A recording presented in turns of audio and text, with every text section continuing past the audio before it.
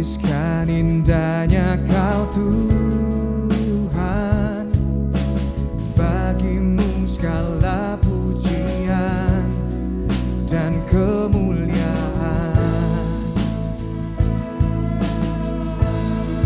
Ku tinggikan Engkau Tuhan, melebihi segalanya. Lebih dalam ku menyembah,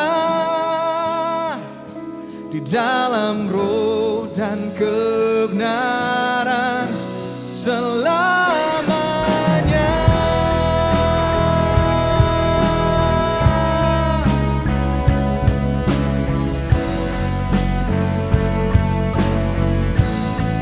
Kami katakan sungguh besar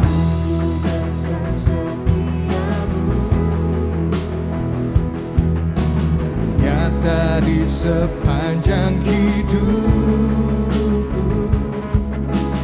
Daramu telah layakkan kehidupanku. Tiada kata yang bisa, tiada kata yang bisa lukiskan indahnya Kau Tuhan. Bagimu segala pujian dan kemuliaan. Oh, oh, oh. Ku tinggikan Engkau Tuhan, melebihi segalanya. Lebih dalam ku menyembah, di dalam roh dan kebenaran selamanya.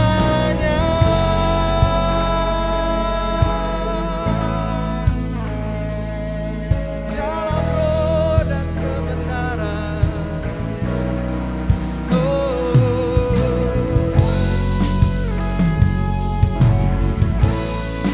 Segenap hati kami naikkan syukur kami Tuhan. Oh, ku tinggikan Engkau Tuhan, melebihi segalanya. Lebih dalam ku menyembah, di dalam roh kami tinggikan kan Engkau Tuhan, melebihi segalanya. Lebih dalam ku menyembah, di dalam roh dan kebenaran selamanya. Sebentar kita akan mengambil perjamuan kudus untuk memperingati pengorbanan Tuhan Yesus di kayu salib untuk menebus dosa kita. Teman-teman dipersilakan untuk mempersiapkan perjamuan kudus. Perjamuan kudus ini diperuntukkan bagi orang-orang yang telah menerima Tuhan Yesus sebagai Tuhan dan Juru Selamat secara pribadi. Mari kita siapkan hati kita untuk mengambil perjamuan kudus ini dengan memohon ampun atas dosa-dosa kita dan juga melepaskan pengampunan bagi orang-orang yang telah menyakiti hati kita.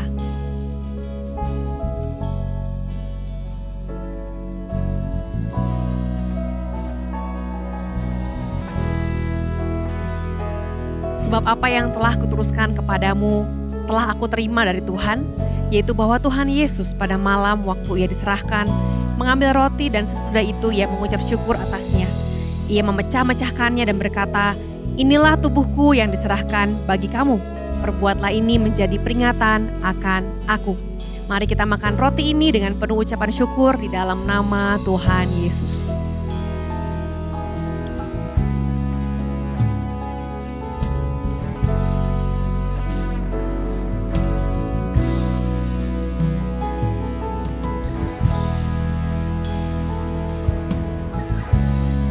Demikian juga ia mengambil cawan sesudah makan, lalu berkata, "Cawan ini adalah perjanjian baru yang dimateraikan oleh darahku. Perbuatlah ini setiap kali kamu meminumnya menjadi peringatan akan aku. Sebab setiap kali kamu makan roti ini dan minum cawan ini, kamu memberitakan kematian Tuhan sampai ia datang. Mari kita minum anggur ini dengan penuh ucapan syukur di dalam nama Tuhan Yesus."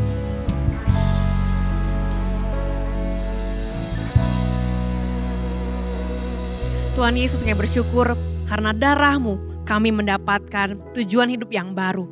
Karena Engkau membawa kami masuk dalam tujuan hidup-Mu dan kami punya kehidupan yang baru. Terima kasih Tuhan, kami tahu bahwa hidup kami bukanlah hidup yang sia-sia karena Tuhan Allah telah menebus dosa kami. Di dalam nama Tuhan Yesus kami serahkan hidup kami ke dalam tangan-Mu. Mari sama-sama kita sembah Tuhan. Ku tinggikan Engkau Tuhan, melebihi segalanya, lebih dalam ku menyembah, di dalam roh ku tinggikan Engkau Tuhan, melebihi segala-galanya, ku menyembah dalam roh dan kebenaran selamanya.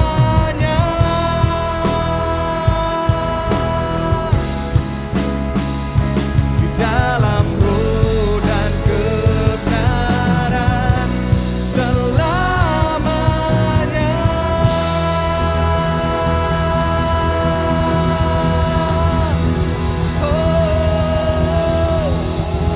Selamanya, selamanya.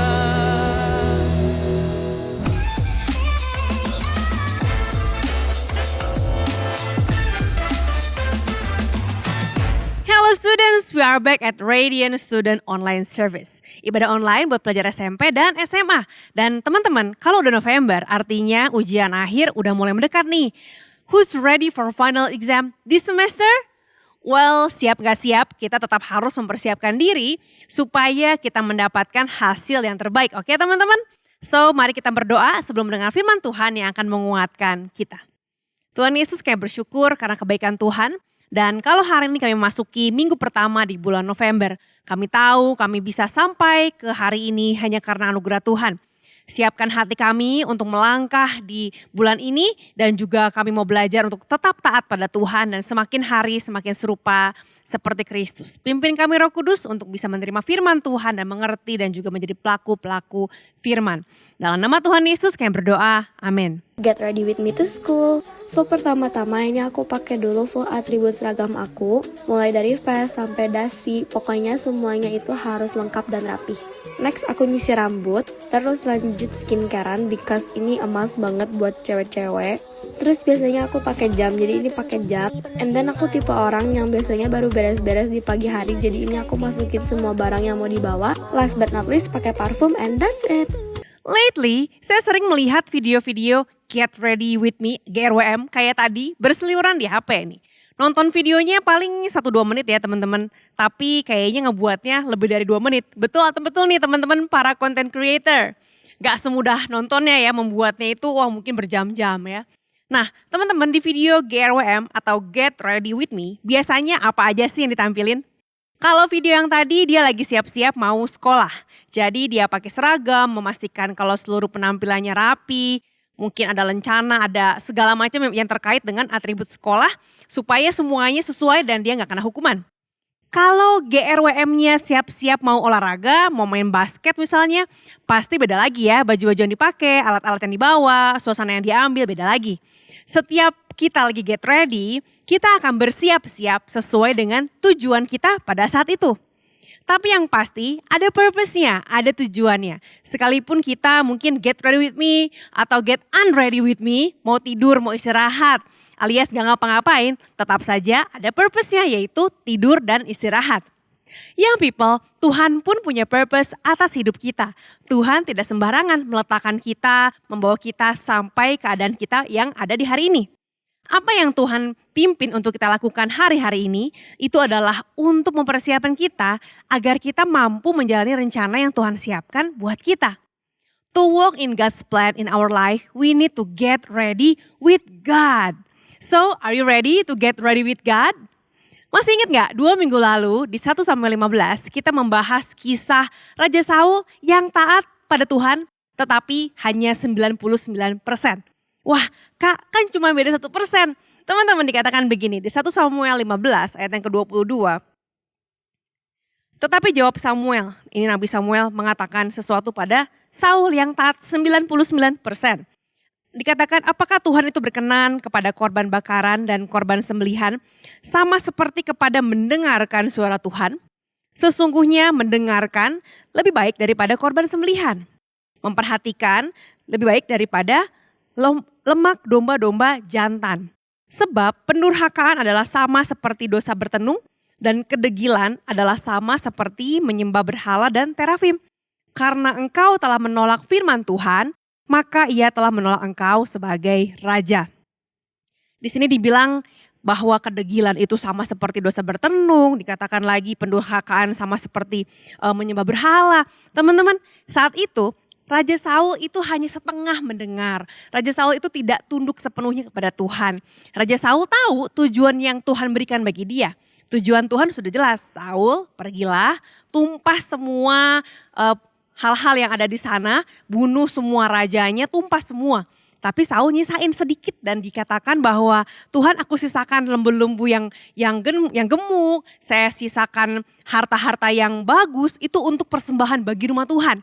Tapi Tuhan gak minta untuk disisakan. Tuhan katakan bahwa tumpas semua. Dan Saul ngide nih, biasa mungkin dia pikir kayaknya ini bagus nih. Padahal Tuhan katakan bahwa jangan sisakan satu pun jangan. Nah bagi Tuhan separuh taat itu artinya tidak taat. Saat itu Raja Saul memutuskan untuk taat separuh, taat sebagian. Dan ketaatan sebagian adalah tidak taat di mata Tuhan. Dikatakan di ayat 23b, karena engkau telah menolak firman Tuhan, maka ia telah menolak engkau sebagai raja. Kita belajar, ternyata hal itu membuat Saul ditolak sama Tuhan. Saya yakin di sini nggak ada di antara kita yang mau ditolak sama Tuhan ya. Young people, there is 2 major decisions in our life. Ada 2 keputusan utama yang sangat penting yang bisa kamu ambil selama kamu hidup. Dan pasti keputusan ini akan membawa kamu dalam kebenaran. Keputusan penting pertama adalah your relationship with Jesus. Yang pertama adalah keputusanmu untuk punya relasi yang intim, yang dekat dengan Tuhan Yesus. Itu adalah hal penting yang utama dalam hidupmu. Apakah kamu sudah mengambil keputusan untuk dekat dengan Tuhan Yesus? Apakah kamu sudah mengambil keputusan untuk punya relasi yang intim dengan Tuhan Yesus? Yang kedua, your full submission to God. Yang kedua adalah memutuskan bahwa kamu sepenuhnya menundukkan hatimu kepada otoritas Tuhan Yesus, bukan yang lain. Kenapa full submission? Karena submission itu mengatakan soal hati. Seperti Saul, semuanya dimulai dari hatinya. Ketika hatinya mulai punya keinginan yang lain, bukan lagi melakukan kehendak Tuhan, maka dia mulai melenceng. Teman-teman, our full submission is only to God. Tapi kita harus decide. Kita harus mengatakan bahwa Tuhan, saya decide untuk sepenuhnya 100% tunduk hanya kepada Tuhan. Remember, submission is about heart attitude. Itu ada dalam hati kita. Jadi bukan hanya di mulut kita. Kalau kita bilang, iya Tuhan aku taat. Sama seperti Saul, dia bilang, aku taat, aku melakukan kehendak Tuhan. Tapi ternyata tindakan-tindakannya tidak menunjukkan bahwa dia taat 100%. So it's about heart. Waktu kita decide, memutuskan untuk punya relasi dengan Tuhan Yesus, kita bisa berkomunikasi dengan Tuhan. Iya dong, karena kita dekat. Karena kita memutuskan buat berteman dengan Tuhan, maka kita bisa ngobrol. Sama seperti kamu bisa ngobrol sama teman-temanmu. Kita udah belajar dari minggu-minggu yang lalu, gimana nih caranya supaya bisa punya relasi sama Tuhan. Remember teman-teman, saat teduh setiap pagi, baca firman setiap hari. Alkitab adalah suara Tuhan yang tertulis. Waktu kita membaca Alkitab, kita sedang mengizinkan Tuhan bicara pada kita. Kita bisa bertanya pada Tuhan, God, what do you want me to do in my life? Apa yang Tuhan mau untuk saya lakukan dalam hidup saya? Wah, emang boleh Kak kita nanya langsung sama Tuhan? Yes, Tuhan Yesus sangat ingin punya relasi yang super deket sama kita. Itu tujuan utama waktu Yesus mati di kayu salib. Dia mati di kayu salib untuk menebus dosa kita. Sehingga gak ada lagi penghalang antara relasi kita dengan Tuhan. Sama seperti waktu kita sedang ngobrol dengan teman dekat kita. Tentu obrolan itu akan bersaut-sautan ya. Ada percakapan yang terjadi gak cuma searah saja. Sama juga dengan komunikasi kita dengan Tuhan. Ada kalanya kita bertanya, Tuhan mau saya ngapain nih? Dan Tuhan akan menjawab. Wah, seperti apakah cara Tuhan menjawab? Teman-teman, ada kalanya juga Tuhan bertanya sama kita dan kita yang menjawab. Lewat apa?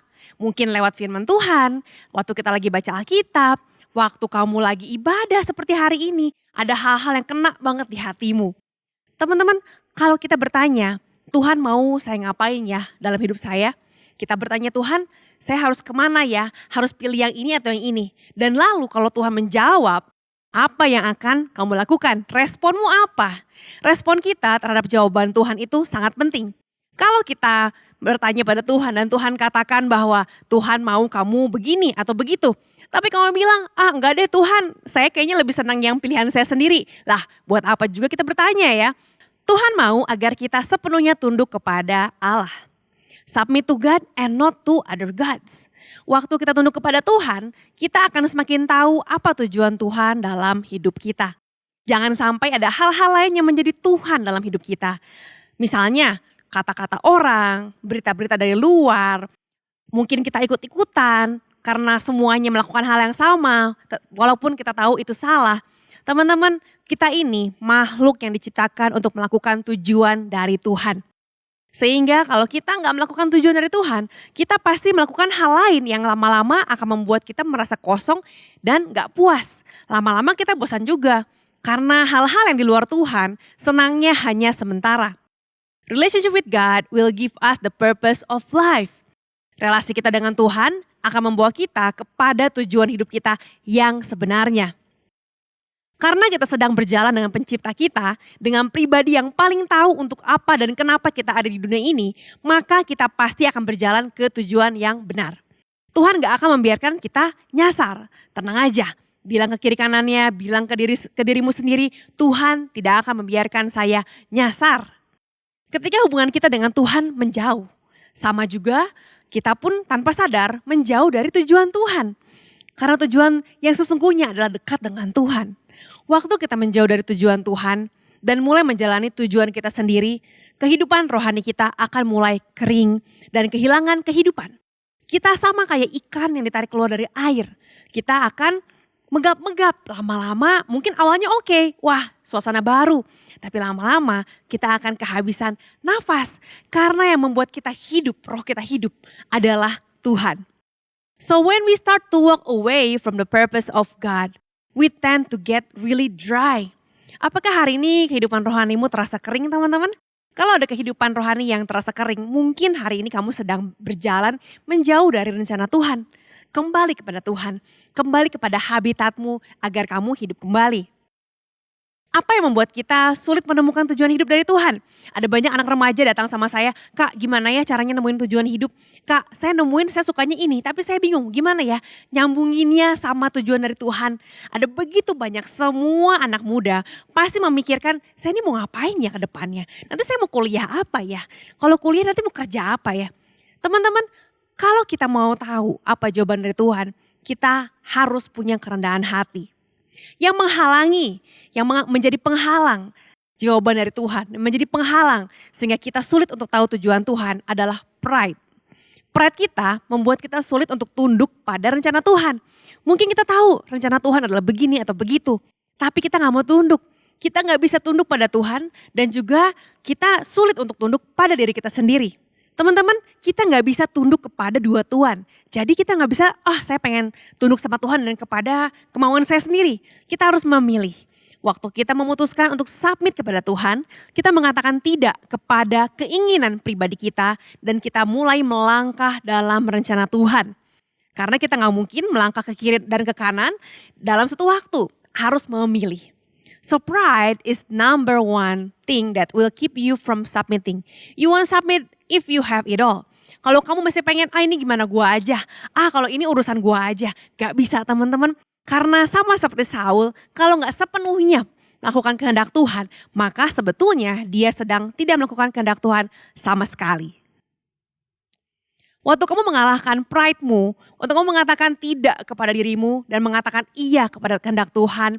When you say, Tuhan, selama Tuhan mau, saya akan melangkah. Di situ imanmu akan bangkit. Iman kita gak akan bangkit sampai kita mendengar suara Tuhan. Suara Tuhan atau firman Tuhan, waktu kita baca firman, itu akan membangkitkan iman kita. Kita tidak akan mendengar suara Tuhan dengan benar sampai kita menundukkan diri kita kepada Tuhan.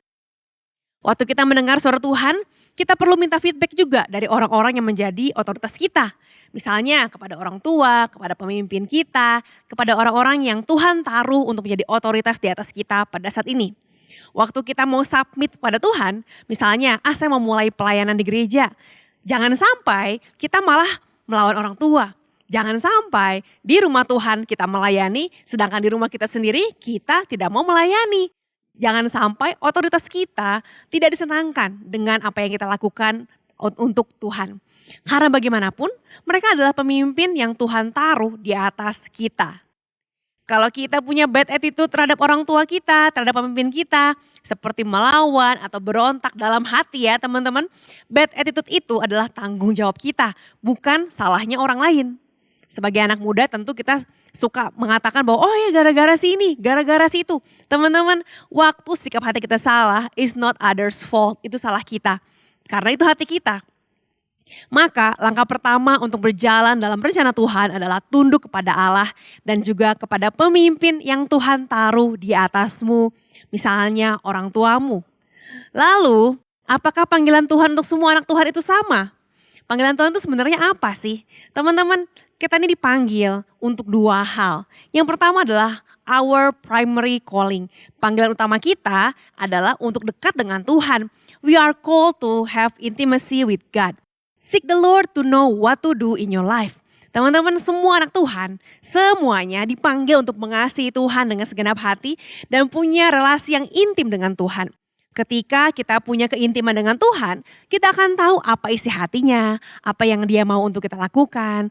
Dan sebelum kita melakukan ini dan melakukan itu, Tuhan pengen agar kita duduk dekat dengan Tuhan. Buka Alkitabmu, baca ayat-ayat yang ada dalam Alkitab tersebut. Kalau kamu mungkin udah punya ayat bacaan 1 bulan tersebut, mulai baca, tulis apa yang kamu dapatkan dari Tuhan. Itulah langkah-langkah untuk dekat sama Tuhan, yaitu spend time. Yang kedua, ada yang namanya secondary calling. The most important thing is to remain close to God. If this remains your priority, God will continue to lead you into your secondary call. Teman-teman, dekat dulu sama Tuhan, itu yang utama. Waktu dekat sama Tuhan, kita akan tahu Tuhan mau kita ngapain. Kadang-kadang kita buru-buru pengen tahu Tuhan saya harus apa, harus kemana, kapan, sama siapa, ngapain. Sebagai anak muda kayaknya kita semangat banget nih teman-teman. Nanti akan nikah sama siapa, nanti akan kerja di perusahaan apa. Teman-teman, semua yang kita pertanyakan itu adalah hal yang berikutnya. Yang utama adalah dekat dengan Tuhan. Lakukan segala sesuatu dengan tunduk kepada Allah sepenuhnya. Dan karena kasih kepada Allah itu yang menjadikan kamu melakukan semua hal bukan karena pemikiran kita, bukan karena pengalaman kita, pengalamannya begini, kata orang begini. Tetapi kita lakukan karena kita mengasihi Tuhan. Young people, Tuhan adalah tempat pertama dan utama yang harus kamu datangi untuk tahu apa panggilanmu. Karena yang utama adalah relasi dengan Tuhan. Jangan sampai kamu fokus kepada apa yang harus kamu lakukan sampai-sampai kamu lupa bahwa yang utama adalah hubunganmu dengan Tuhan. Kalau kamu jadikan hubungan dengan Tuhan sebagai prioritas, lama-lama pun kamu akan mengetahui apa sebenarnya yang Tuhan mau untuk kamu kerjakan. Teman-teman, don't go to others like you go to Jesus because Jesus is the Lord, not others. Jangan sampai kita sibuk nanya sama orang-orang, saya harus kemana ya, saya bagusnya gimana ya. Boleh nanya orang-orang, tapi ingat yang utama, yang dijadikan alasan utama adalah Tuhan. So start from now, let's get ready with God. Bukan lagi GRWM, tapi GRWG, get ready with God. Teman-teman, izinkan Tuhan memimpin langkahmu, izinkan Tuhan jadi orang yang utama, jadi pribadi yang utama dalam hidupmu. So hari ini saya mau tantang kalian, apakah kamu mau punya relasi dengan Tuhan yang lebih dekat lagi? Kalau sebelumnya kamu gak punya relasi dengan Tuhan, do you want to have relationship with Jesus start from today? Yang kedua, Kak, saya udah punya relasi dengan Tuhan, saya udah terima Tuhan Yesus. Hey, do you want to get closer to God? Mau gak lebih dekat lagi sama Tuhan? Karena namanya relasi akan bertumbuh terus, akan berkembang terus. Gak ada yang namanya stuck, gak ada yang namanya sudah cukup. Akan ada kedekatan yang lebih dalam lagi, akan ada pengalaman-pengalaman yang lebih indah lagi bersama dengan Tuhan. Kalau kamu orangnya, kamu mengatakan saya pengen punya hubungan sama Tuhan, saya pengen lebih dekat lagi sama Tuhan. Mari kita berdoa. Tuhan Yesus, Engkau melihat keputusan yang dibuat oleh anak-anak Tuhan pada hari ini. Hari ini Tuhan, kalau mereka akan membuat keputusan yang paling penting dalam hidup mereka, yaitu membangun relasi dengan Tuhan Yesus. Biar hari ini Tuhan dimanapun mereka berada, Engkau jamah mereka Tuhan, Engkau jamah teman-temanku. Engkau sentuh hati mereka dan Engkau berikan sukacita yang melampaui segala akal. Dan hari ini Tuhan, kami minta Tuhan sendiri yang memberikan anugerah-Mu agar kami punya relasi yang lebih dekat lagi dengan Engkau. Ada pemahaman yang lebih akrab lagi dengan Engkau, sehingga hubungan kami dengan Tuhan semakin hari semakin diperdalam. Kami rindu Tuhan untuk mengetahui isi hati-Mu, sehingga kami tahu kemana kami mau melangkah, dan hal itu akan menyenangkan hati Tuhan. Terima kasih Tuhan, kami menerima semua berkat-Mu, kami menerima kedekatan dengan Engkau. Dan Roh Kudus tolong kami agar hati kami dengan hati Tuhan terpaut. Bantu kami, tolong kami agar kami mengasihi Tuhan Yesus lebih daripada apapun di dunia ini. Saat ini jemaat Allah, angkatlah tanganmu, terimalah berkat Tuhan di dalam nama Bapa, Putra dan Roh Kudus. Biar berkat Allah yang menjadikan engkau berhasil dalam segala hal yang engkau kerjakan. Sehingga apapun yang kau lakukan, Tuhan memberikan penyertaan. Di dalam nama Tuhan Yesus, semua yang sudah menerima berkat Tuhan sama-sama kita katakan amin. Teman-teman, kalau kamu mau share sesuatu atau perlu didoakan, kamu bisa scan QR code di bawah ini. Ada pendoa yang siap untuk mendoakan kalian. So, happy weekend, God bless you.